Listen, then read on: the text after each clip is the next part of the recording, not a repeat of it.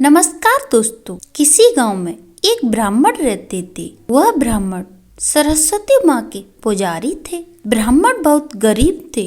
वह प्राचीन परंपरा के अनुसार शिष्यों को पढ़ाते और गुरुकुल की परंपरा के अनुसार शिष्य उनके पास गांव-गांव जाकर उनके लिए भिक्षा मांगते। उसी से उनका गुजारा हो रहा था। ब्राह्मण की पत्नी गर्भवती थी।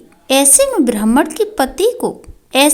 ब्राह्मण की पत्नी को चिंता होने लगी कि उनकी संतान का लालन पालन इतनी गरीबी में कैसे होगा। इसी बात को लेकर वह अक्सर ब्राह्मण को उनकी गरीबी के ताने मारने लगी। वह कहती, ये न जाने मुझे किन कर्मों की सजा मिल रही है जो मेरा विवाह मेरे पिता ने एक कंगाल से कर दिया। वह ब्राह्मण परेशान हो चुके थे। फिर एक दिन उन्होंने एक फैसला लिया और अपने सबसे प्रिय शिष्य को बुलाकर सारी जिम्मेदारी उसे दे दी। इसके बाद 4-5 महीने में लौटने का आश्वासन देकर धन कमाने वह ब्राह्मण शहर चले गए। ब्राह्मण के जाने के बाद वह अपनी सारी जिम्मेदारी ईमानदारी के साथ निभाने लगे। आसपास के गांव के लोगों को जब ब्राह्मण के जाने का पता चला तो सब लोगों ने मिलकर ब्राह्मण के यहाँ अनाज और जरूरत का बाकी सामान भिजवा दिया। आश्रम में बाकी शिष्यों को वह शिक्षा देने लगा।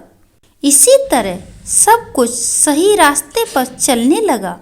एक रात को ब्राह्मणी ने पुत्र को जन्म दिया। दरवाजे के पास खड़े शिष्य को जब यह पता चला तो उसने सोचा कि आगे क्या करना है। इस बारे में गांव के बुजुर्गों से सलाह लेनी चाहिए।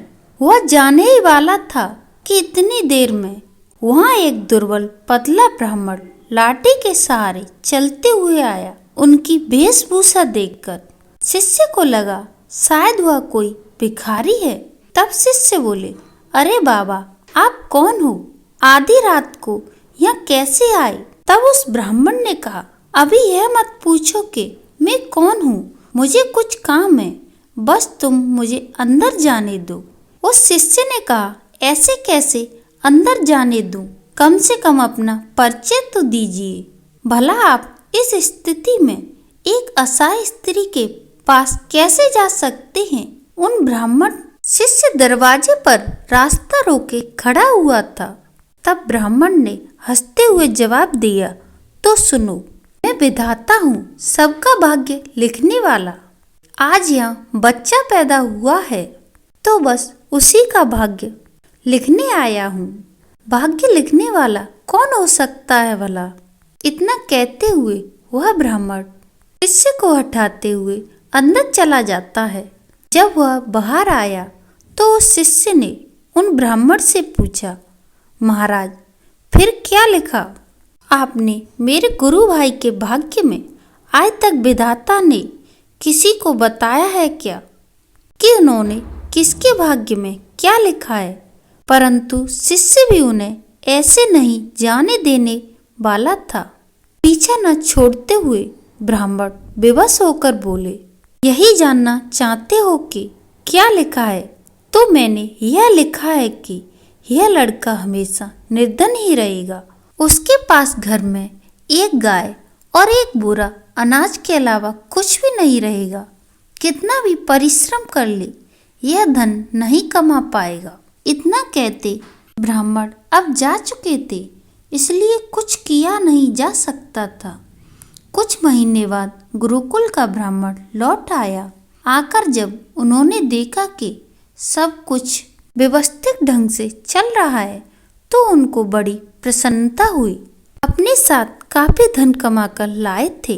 अब उन्हें किसी बात की कोई चिंता नहीं थी, इसलिए उनका जीवन हंसी खुशी गुजरने लगा। लेकिन यह खुशी ज्यादा दिन तक नहीं टिकी। सब धन खत्म हो गया और कमाई का और कोई साधन न होने के कारण एक बार फिर गरीबी आ गई। अब ब्राह्मण का परिवार 2 साल पहले वाली हालत में आ गया और इस बार भी ब्राह्मणी गर्भवती थी।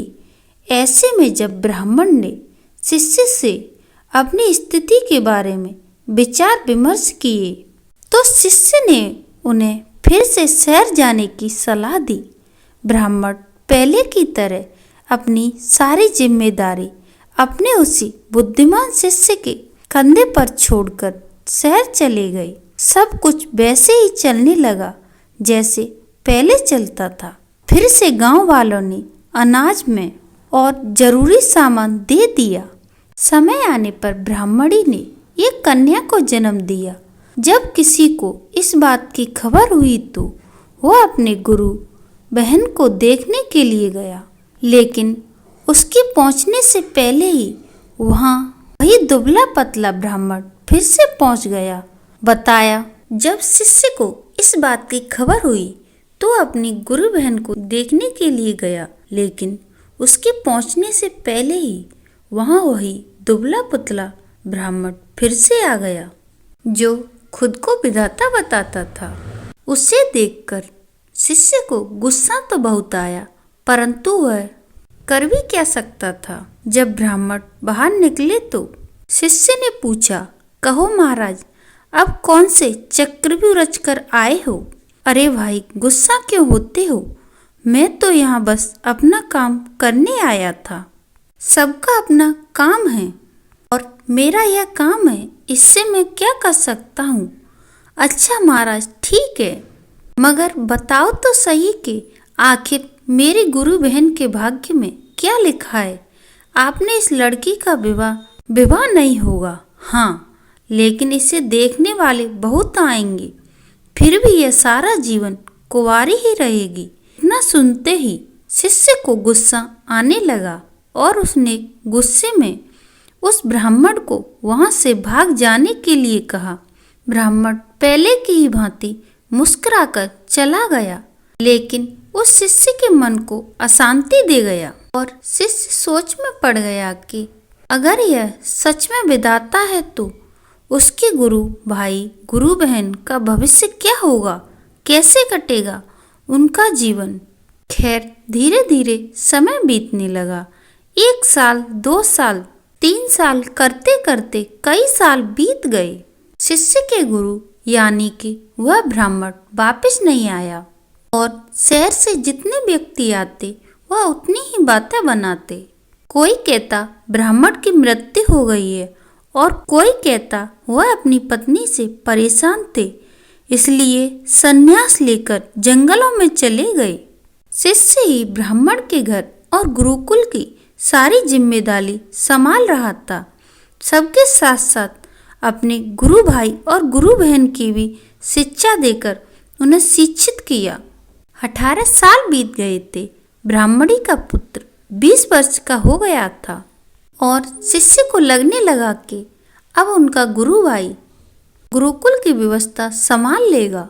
इसी विचार से अब शिष्य अपनी सारी जिम्मेदारियां उसे देकर वहां से विदा लेना चाहता था। ब्राह्मणी और उसके पुत्र और पुत्री ने उस शिष्य को रोकने का बहुत प्रयास किया, मगर वह नहीं रुका। शिष्य जब जा रहा था तब गुरु भाई उसे छोड़ने कुछ दूर तक उसके साथ गए थे। जब गुरु भाई आशीर्वाद लेकर वापस लौटने को हुए तब उस शिष्य ने उससे कहा, मैं जा रहा हूँ, मगर जो अभी मैं तुम्हें 2 बातें बताऊं उस बात को हमेशा ध्यान रखना।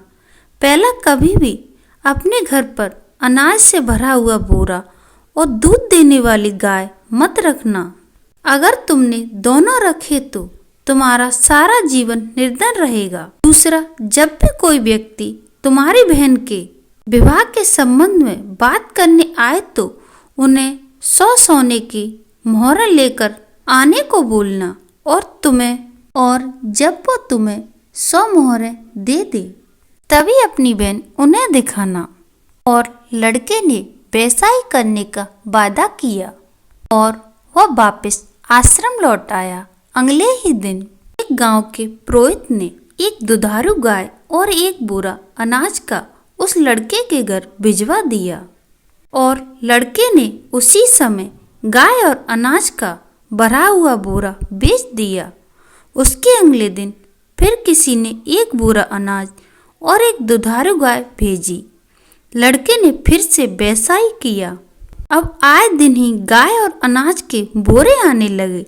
लड़का उन्हें अपने वादे के अनुसार बेचता रहा। इससे उसका भाग्य बदल गया और जल्दी ही वे अमीर हो गए।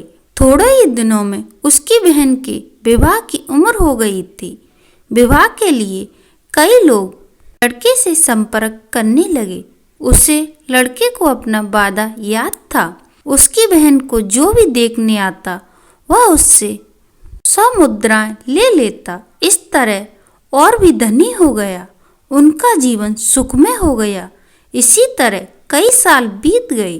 एक दिन उस शिष्य का मन हुआ, क्यों ना गुरु के परिवार को देख आए, उनका भाग्य कैसा चल रहा है। इसी विचार के साथ वह वहां के लिए चल दिए।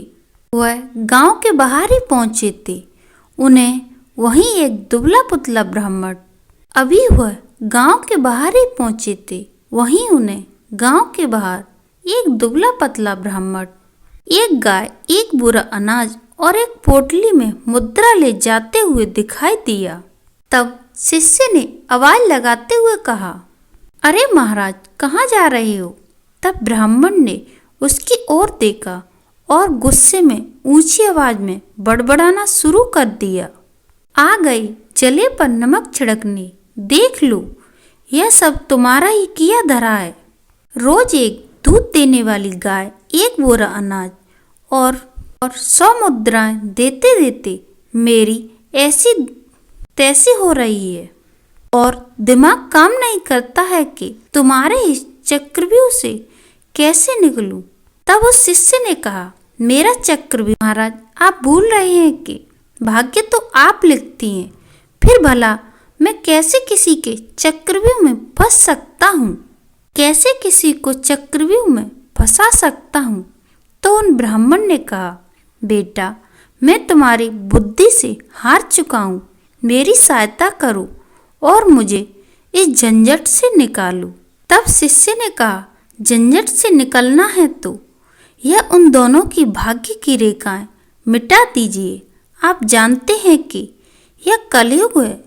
आज का इंसान स्वयं अपनी बुद्धि से अपना भाग्य बनाता है और आप उदाहरण देख ही रहे हैं। तब वह ब्राह्मण कहते हैं, ऐसे कैसे मिटा दूं मैं भाग्य की रेखाएं? तो फिर शिष्य ने कहा, तो फिर उठाएं झंझट और मैं कुछ नहीं कर सकता। तब उन ब्राह्मण ने कहा, अरे नहीं बेटा, मेरा कुछ ख्याल करो, कब तक इस काम में फंसा रहूंगा मैं? तब उस शिष्य ने कहा, मैं भी मजबूर हूँ महाराज। अपने गुरु को वचन दिया है कि उनके परिवार का ख्याल रखूंगा। अब ऐसे में उनका साथ कैसे छोड़ दूं? वैसे भी दुनिया में कुछ पाने के लिए कुछ खोना ही पड़ता है और फिर मुझे तो अपनी बहन का विवाह करना है। अगर आप मेरी बात मान लें तो आपको अपनी समस्या का हल मिल जाएगा। कुछ देर सोच विचार करने के बाद उस ब्राह्मण ने एक गाय और एक अनाज का बोरा और 100 मुद्राओं की पोटली उस ऋषि को दे दी और बोले, जाओ मिटा दी उसके भाग्य की रेखाएं और तुम्हें उनका जैसा भी भविष्य बनाना है बना लो और मैं कुछ नहीं रुकावट डालूंगा। लेकिन हाँ, मेरी एक विनती है कि इस बारे में तुम किसी को नहीं बताना, नहीं तो कोई भी मेरा आदर नहीं करेगा और किसी को मेरा भय नहीं रहेगा, जिसके कारण कोई मुझे याद नहीं करेगा। इतना कहते हुए वह ब्राह्मण चले गए जो खुद को विधाता बता रहे थे। तो दोस्तों, कैसी लगी कहानी ये कमेंट बॉक्स में कमेंट करके ज़रूर बताएं। अगर आपको यह वीडियो पसंद आया हो तो प्लीज़ मेरे चैनल को सब्सक्राइब करें, साथ ही बेल आइकन पर क्लिक जरूर कीजिए जिससे मेरे वीडियो के नोटिफिकेशन आपको मिलती रहे। धन्यवाद दोस्तों।